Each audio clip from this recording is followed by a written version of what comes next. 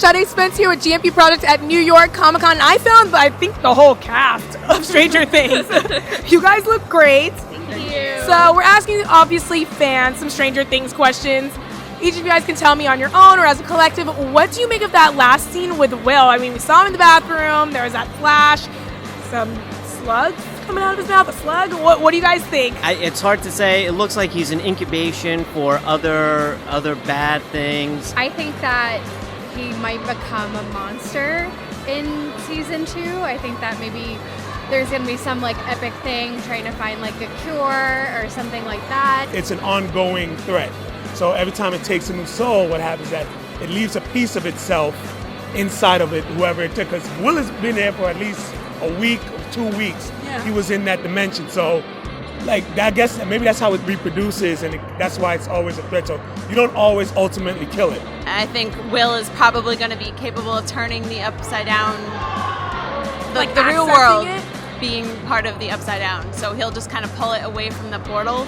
If not for the slug, what came out of his mouth, I would have thought it was just PTSD.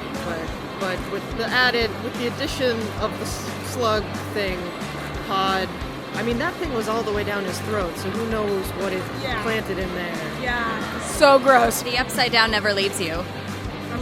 Yeah. I think it's like Alien sort of impregnated in a way, like as he came out though, because he was probably like that for a while. So yeah, now he's like got it inside of him and he can reproduce them in the real world now. So the real world could get infected like the upside down has been. So I think that Will is either going to turn into the new Demogorgon or it's just some kind of viral infection kind of thing where it'll slither into other people and kind of be like a visitor's kind of thing. Yeah, I just want Will to be okay. He's been through a lot. He's been through so much. Poor Will. And what about Barb, man? Look, What about Barb? Barb is dead, right? Remember when they went into the dimension, you saw her body. I think Barb is gone. People don't want to let it go. I understand that. But look at me. She's gone. It's unfair. She's still around. No, she's gone. It's I have unfair. faith. It's I have wrong. faith. I know you want to hope.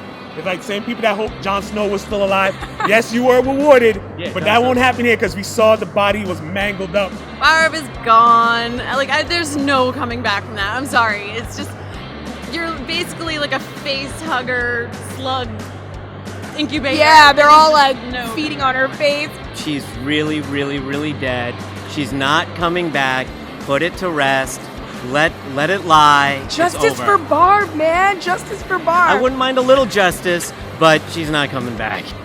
Barb. You know what? What about Barb? I agree. Justice for Barb, but justice for Benny too.